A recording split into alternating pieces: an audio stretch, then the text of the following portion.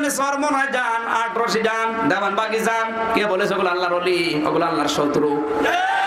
আর এই শব্দটাই পীর সাহেবরা বাংলাদেশে অনেক ভণ্ড পীর আছে নিজের ব্যবসার ক্ষেত্রে কাজে লাগাচ্ছে। ওরা বলছে ওসিলা মানে পীর সাহেব, কোন চিন্তা নেই, ওসিলা ধরে বসে আছি যাবে। অথচ পড়া কোরআন পড়ে ওসিলা শব্দটা যত জায়গায় পেয়েছি, ওসিলা শব্দের ব্যাখ্যা আমার জানা মতে কোন তাফসিরে 3টা, কোন তাফসিরে 4টা পেয়েছি। এবার একটা একটা করে বলছি, আপনি মিলান। আপনি যে ওসিলা ধরে বসে আছেন দেখবেন মিলবে না। আমি আগেই বলেছিলাম সমাজে প্রচলিত অনেক নিয়ম নীতি যেগুলো মানুষ ইসলাম মনে করে পালন করে, কোরআনের তাফসির করতে গেলে যখন মিলবে না তখন তারা মন খারাপ করবে। কথা বলতে দেখেন। এবার আমি ব্যাখ্যা দিয়ে দিচ্ছি, আপনি মিলান তো আপনার বাবার ব্যাখ্যার সাথে মেলে কিনা। এক নম্বরে ওসিলা শব্দের শাব্দিক অর্থ, ওসিলার যে 3টা নিয়ম আমি 1 নম্বরে পেয়েছি। আপনি ওসিলা দিতে পারেন শুধুমাত্র আল্লাহর নামে। কার নামে? আল্লাহর নাম কয়টা? 99টা তো কায়দায় আছে। আল্লাহর নাম 5000, তাওরাতে 1000, জাবরে 1000, ইনজিলে 1000, লাউহে মাহফুজে 1000, কোরআনে 1000, 5000 নাম তাফসীরে মাসারিতে পাবেন। আপনি আল্লাহর নামের ওসিলা দিতে পারবেন। মাঝে মাঝে বলেন রব্বুল আলামিন আমি ছাড়া তোমার হাজারো গোলাম আছে, কিন্তু তুমি ছাড়া মাফ করার কেউ আমার নেই। তোমার নাম যেহেতু গাফফার, এজন্য তুমি গাফফার নামের ওসিলায় আমারে মাফ করে দাও।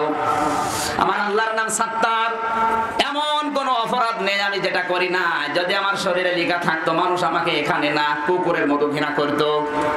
তুমি যে কায়দা সাত্তার নামের ওসিলায় গোপন করে দিয়েছো, কিয়ামতের কঠিন ময়দানে কোটি কোটি মানুষের সামনে তোমার ওই সাত্তার নামের ওসিলায় আমার গুনাহগুলো তুমি গোপন করে দিও।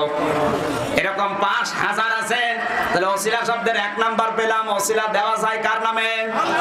আর ধরে জোর হলো না।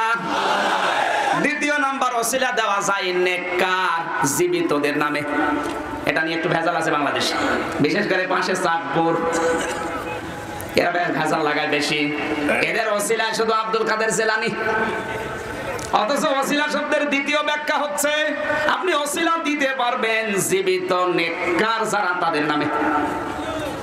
আব্দুল কাদের জীবিত? আসতে বলেন।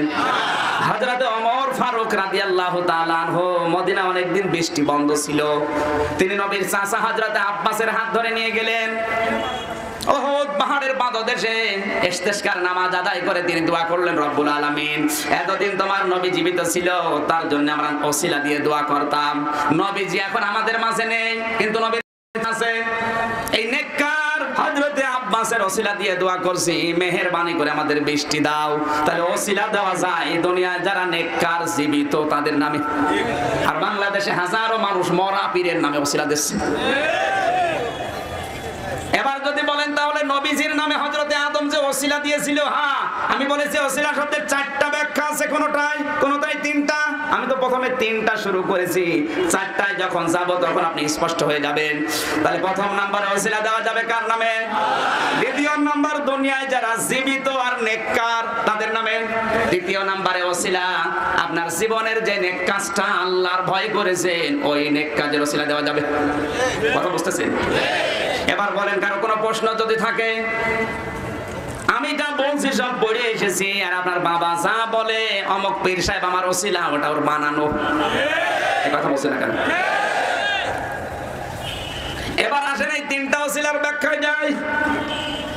3 নম্বরে জীবনের নেক কাজের ওসিলা দিয়ে কেউ যদি আল্লাহর কাছে দোয়া করে, আল্লাহর নবী জানিয়েছেন ওই দোয়া কবুল হওয়ার সম্ভাবনা 100%। এর ব্যাখ্যায় আমি একটা হাদিস পেয়েছি, বিশ্ব নবী মুহাম্মদুর রাসূলুল্লাহ সাল্লাল্লাহু আলাইহি ওয়াসাল্লাম মসজিদে নববীতে ফজরের নামাজ আদায় করে ঘুরে বসলেন। বনি ইসরাইলের 3 জন যুবকের কাহিনী বলছিলেন যে 3 জন প্রতিমধ্যে সফরে রওনা হওয়ার পরে বৃষ্টি তাদেরকে আক্রমণ করেছে। বৃষ্টির কবল থেকে বাঁচার জন্য এক পাহাড়ের গুহায় তারা আশ্রয় নিয়েছে। আল্লাহর ইশারা উপর থেকে বৃষ্টির ঝাপট লাগার পরে একটা পাথর গড়তে গড়তে পাহাড়ের মুখে আটকে গেছে। এত চেষ্টা করে 3 জন, কিন্তু পাথর নড়ে না। শেষ পর্যন্ত তারা সিদ্ধান্ত নিয়ে ফেলেছে যে আমাদের আর বাঁচা সম্ভব না, কারণ আলো বাতাস বন্ধ। কেউ চিৎকার দিলে এখান থেকে বাইরে আওয়াজ যায় না। তিনজন মিলে পরামর্শ করছে, এক কাজ করো, জীবনে যার যে নেক কাজ আছে আল্লাহর ভয়ে ওই নেক কাজের ওসিলা দিয়ে দোয়া করো, দেখা যাক কি হয়। একজন দোয়া করেছে, রব্বুল আলামিন আমি একজনকে কর্মকার নিয়েছিলাম কামলা, কিন্তু সে টাকা না নিয়ে চলে গেছে। তার এই শ্রমিকের এই টাকাটা আমি নষ্ট করি নাই, কারণ আমি জানি যারা শ্রমিক এরা সাধারণ মানুষ না। আল কাসিবু হাবিবুল্লাহ, যারা কাজ করে খায়, যারা শ্রমিক এরা আমার আল্লাহর বন্ধু। আর বাংলাদেশে আমরা আল্লাহর বন্ধু মনে করি তাদের যাদের কোনো কাজ নেই, কোনো ব্যবসা নেই, বাণিজ্য নেই, চাকরি নেই, কর্মজীবন নেই, শুধু বসে বসে খায় পীরের নাম নিয়ে। কে বলেছে এটা আল্লাহর ওলি? যাদের কোনো কাজ নেই, শুধু বসে বসে খায়। আমি আল্লাহর ওলি দেখার জন্য চরমনায় যান, আটরশি যান, দেওয়ানবাগি যান, কে বলেছে ওগুলো আল্লাহর ওলি? ওগুলো আল্লাহর শত্রু। আল্লাহর ওলি তো ওইটা যে লোকটা কাজ করে খায়। লাকাদ খালাকনাল ইনসানা ফি কাবাদ। আল্লাহ তাআলা বলেন অবশ্যই মানুষকে আমি তৈরি করেছি কষ্ট করার জন্য। আপনি যদি পরিশ্রমী না করেন তো কিসের মানুষ আপনি? এজন্য আল্লাহর ওলি যাদেরকে ধারণা করেন ওটা ঠিক না। পৃথিবীর প্রত্যেকটা নবী কাজ করে খেত, আমাদের নবী পর্যন্ত ব্যবসা করে খেত। এক কথা বলছেন কেন? হযরত আদম আলাইহিস সালাম তিনি চাষ করে খেতেন, হযরত দাউদ আলাইহিস সালাম তিনি লোহা পিটিয়ে সোজা করে কর্মকারের কাজ করতেন। আর আমাদের দেশে যাদের কোনো কাজ নেই, কাম নেই, শুধু ফাঁকি দিয়ে ধোঁকা দিয়ে খায়, আমরা মনে করি এগুলো আল্লাহর ওলি।